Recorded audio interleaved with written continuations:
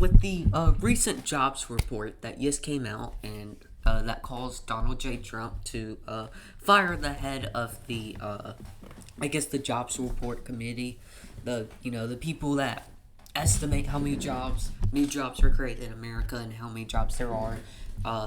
I thought it would be a good time, and especially after some political tension, to do an updated 2028 election. Now, based off current polling without Kamala Harris, which I do not believe Kamala Harris will run in 2028. And if she does, I don't think she'll be anywhere as popular as she is now.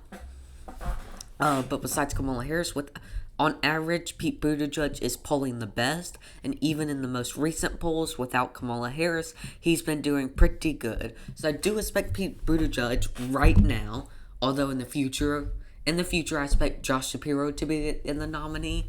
But based off the polls that we have right now, Pete Buttigieg is the most likely nominee, and I do expect him to pick someone like Wes Moore as his vice president candidate. Especially since Pete Buttigieg does really poorly with the minority vote, and Wes Moore could probably help him with the African American vote in the country. And for our Republicans, we of course have Vice President J.D. Vance. He's polling on average 38% in the lead. And I have him teaming up with Marco Rubio, who is also another cabinet member working under Donald J. Trump. Now let's go ahead and get all the safe states out the way.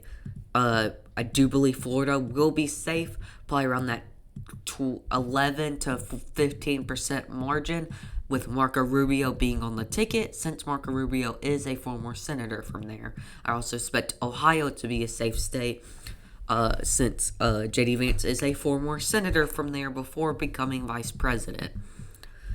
Colorado will be safe. Illinois, New York, Massachusetts, Rhode Island, Vermont, this district of Maine, and Maine as a whole, and Delaware, Maryland, probably not New Jersey, and D.C.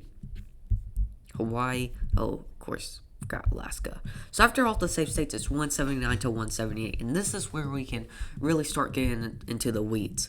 Now, I do expect Texas to not go to J.D. Vance at a 13-14% margin. It might be closer to the 2020 margin, where Trump only won it by around 6%.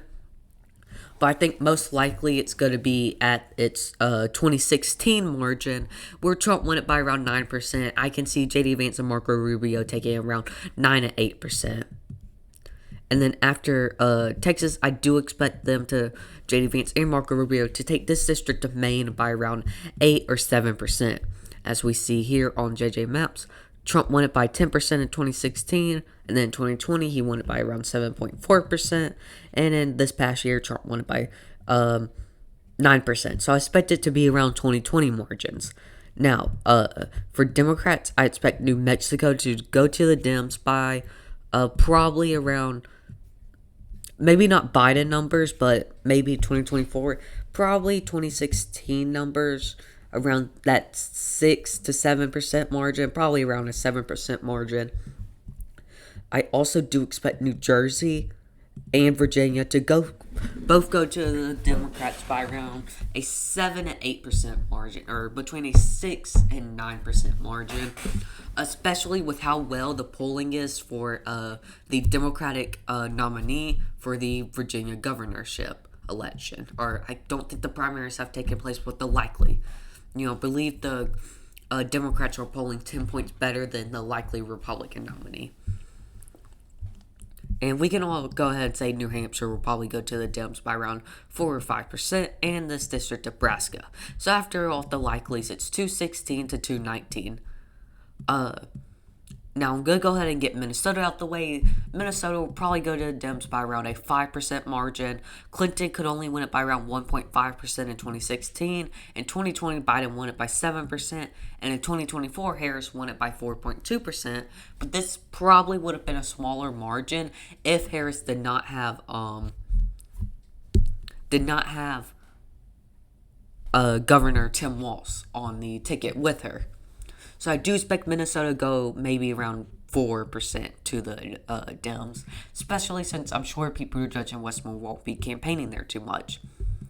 Now, I do expect Arizona to definitely go to J.D. Vance and Marco Rubio, as it went to Trump by around 6 points in this past election. And in 2020, even when the Dems won it, it was in a terrible, after a pretty rocky term for Trump, especially coming off of, COVID was happening and nobody liked the way he was handling COVID. Biden only won it by, I believe, around 20 to 40,000 votes. And in 2016, Trump also won it by around 4%.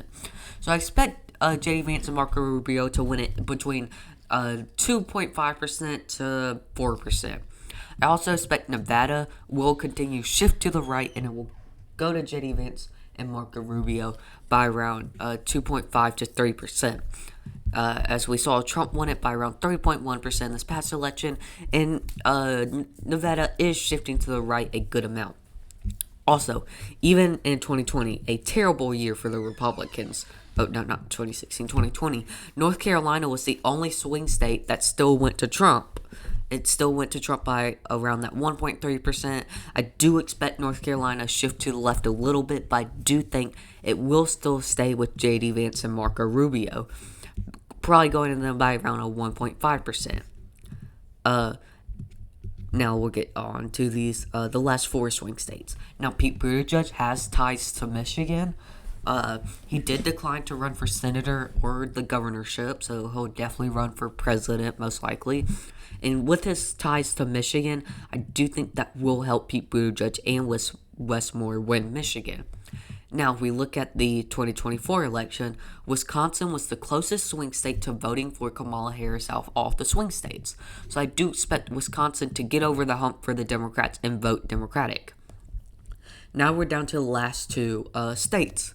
Now, before I do these last 2, we have to look at the numbers. Trump's approval rating, it was pretty high. It was at negative 7.1% at one point. But this was around the Epstein file stuff, and that has since gone down. And Trump is now around a negative 5.7% disapproval rating. Now, let's look at the parties unfavorable.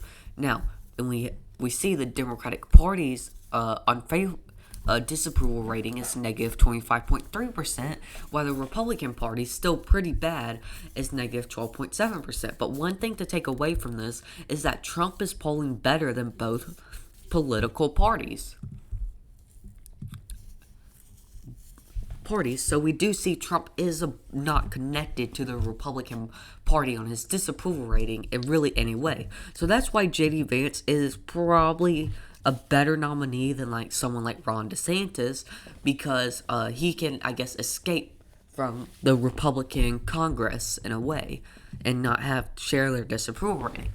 But if we look here in the generic congressional vote, so this is polling for the 2026 primaries, we see Democrats are still polling around roughly 4 points better than the Republicans, even though the Democrats have a much stronger disapproval rating. Now, I don't think that Pete Buttigieg would be able to win Georgia. I do think Georgia would probably go to J.D. Vance and Marco Rubio. And this is because in this past election, Trump won it by over 2 points, which was one of the largest margins he had in a swing state. And we also see in 2020, Biden didn't win it even in a terrible year for the Republicans. The 2024 election was even a bigger blowout than Joe Biden's blowout to Trump. In 2020, Trump blew out the Democrats by much larger margins than in 2020, and Biden was only win it by around 20 to 40,000 votes. So, unless if Trump's disapproval rating goes back into the negative 10s, like it was for because around the 2020 election, Trump's approval rating was only around 41%. Right now it's at 45%, which is 4 points better than he was doing before the 2020 election. And as we see, Pennsylvania voted for Trump 1.7%, and voter registration, which was more than Biden got in Pennsylvania in 2020, and voter registration for the Republican Party continues to rise in Pennsylvania. So right now, I do believe the Democrats, if they can work together. I don't think Pete Buttigieg is a good nominee for president. I think someone like Josh Shapiro. If Josh Shapiro was on the ticket, I think they win Pennsylvania and win the presidency. But if Josh Shapiro isn't on the ticket, I do believe that the Democrats will lose Pennsylvania. Now, if you don't agree with this, please tell me in the comments. And anyway, thank you all for watching, and peace out.